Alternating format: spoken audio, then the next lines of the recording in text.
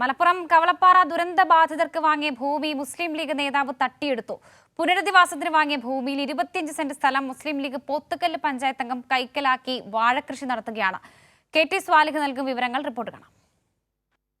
കവളപ്പാറ പുനരധിവാസത്തിന്റെ മറവിലാണ് മുസ്ലിം league നേതാവ് പോത്തുകല്ലിലെ പഞ്ചായത്ത് അംഗമായ സലൂബ് ജലീല് ഭൂമി തട്ടിയെടുത്തത്. വെളിയമ്പാടത്ത് മുസ്ലിം ലീഗ് വാങ്ങിയ ഭൂമിയിൽ റോഡിനോട് ചേർന്നുള്ള 25 സെന്റ് സ്ഥലം സലൂബ് ജലീൽ തൻ്റെ ഭാര്യയുടെ പേരിൽ രജിസ്റ്റർ ചെയ്തിരിക്കുന്നു. അവിടെ ഇപ്പോൾ വാഴകൃഷിയാണ് നടത്തുന്നത്. മുസ്ലിം ലീഗ് കവളപ്പാറ പുനരധിവാസത്തിനായി ഏതാണ്ട് 59 പേർ മരിച്ച ദുരന്തമായിരുന്നു.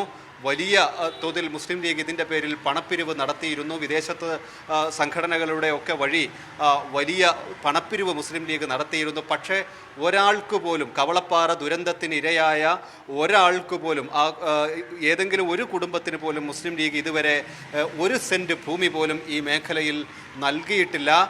പൂളപ്പാടത്ത് പാതാറിൽ ഭൂമി നഷ്ടമായവർക്ക് പാതാർ ദുരന്തത്തിന് ഇരയായവർക്ക് ഭൂമി നൽകിയിട്ടുണ്ട്. അവരൊന്നും കവളപ്പാറ ദുരന്തത്തിൻ്റെ ഇരകളല്ല. ഇപ്പോൾ ഈ ഭൂമി അവർക്ക് വേണ്ടി വാങ്ങിയ ഭൂമി തട്ടിയെടുത്ത സനൂബ് ജലീല് ഏതെങ്കിലും തരത്തിൽ ദുരന്തത്തിൻ്റെ ഇരയല്ല, അത് ബാധിതനുമല്ല. അയാൾക്ക് സ്വന്തമായി വീടും സ്ഥലവുമെല്ലാം മറ്റൊരു സ്ഥലത്തുണ്ട്.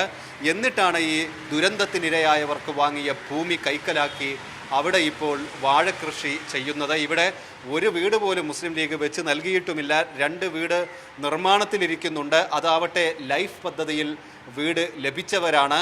അല്ലാതെ മുസ്ലിം ലീഗ് കവളപ്പാറ ദുരന്തത്തിനിരയായവർക്ക് എവിടെയും ഭൂമി ഇതുവരെ നൽകിയിട്ടില്ല. അങ്ങനെ ലീഗിന്റെ മറ്റൊരു ഭൂമി തട്ടിപ്പ് കൂടി KT സ്വാലിഹാണ് വിവരങ്ങൾ നൽകിയത്.